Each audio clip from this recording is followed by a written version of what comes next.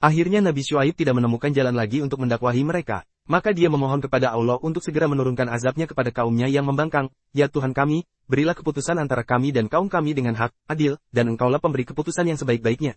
Surat Al-A'raf ayat 89. Meskipun demikian kaumnya tetap berkeras dengan keyakinan sesat dan kekufuran mereka. Pemuka-pemuka kaum Syuaib yang kafir berkata kepada sesamanya, sesungguhnya jika kamu mengikuti Syuaib, jika berbuat demikian tentu kamu menjadi orang-orang yang merugi. Surat Al-A'raf ayat 90.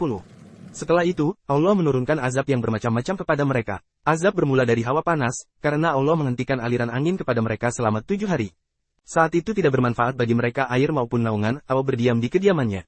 Karena tidak tahan, mereka tinggalkan rumah-rumah menuju ke padangan pasir. Di tengah padang pasir mereka saksikan awan gelap, lalu mereka berkumpul di bawahnya bersama-sama.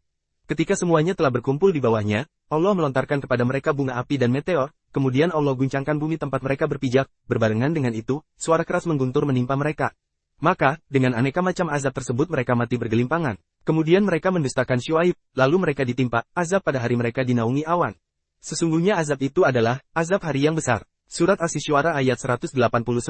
Allah juga berfirman dalam surat lain, kemudian mereka ditimpa gempa. Maka, jadilah mereka mayat-mayat yang bergelimpangan di dalam rumah-rumah mereka. Surat Al-A'raf 91. Dan satu suara keras yang mengguntur menimpa orang-orang yang zalim itu, lalu mereka mati bergelimpangan di rumahnya. Surat Hud ayat 67. Beraneka ragam azab dan siksaan yang menimpa mereka adalah karena banyaknya sifat-sifat tercela yang ada pada mereka. Adapun Nabi Syuaib sendiri dan orang-orang yang beriman kepadanya, Allah selamatkan mereka dari azab tersebut. Kemudian mereka mendustakan Syuaib, lalu mereka ditimpa azab pada hari mereka dinaungi awan.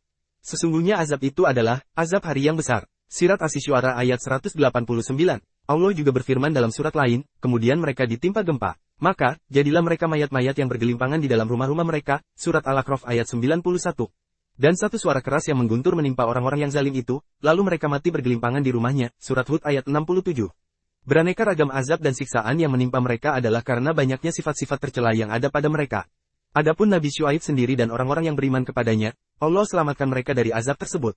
Dan tatkala datang azab kami selamatkan Syuaib dan orang-orang yang beriman bersama-sama dengan dia dengan rahmat dari kami, dan orang-orang yang zalim dibinasakan oleh satu suara yang mengguntur, lalu jadilah mereka mati bergelimpangan di rumahnya. Surat Hud ayat 94. Nabi Syuaib tidak menaruh belas kasih kepada kaumnya yang mendapatkan azab, karena dia telah berupaya keras menasehati mereka semampu yang dia lakukan.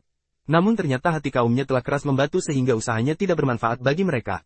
Maka Syuaib meninggalkan mereka seraya berkata, hai kaumku, sesungguhnya aku telah menyampaikan kepadamu amanat-amanat Tuhanku dan aku telah memberi nasihat kepadamu. Maka, bagaimana aku akan bersedih hati terhadap orang-orang yang kafir? Surat Al-A'raf ayat 93.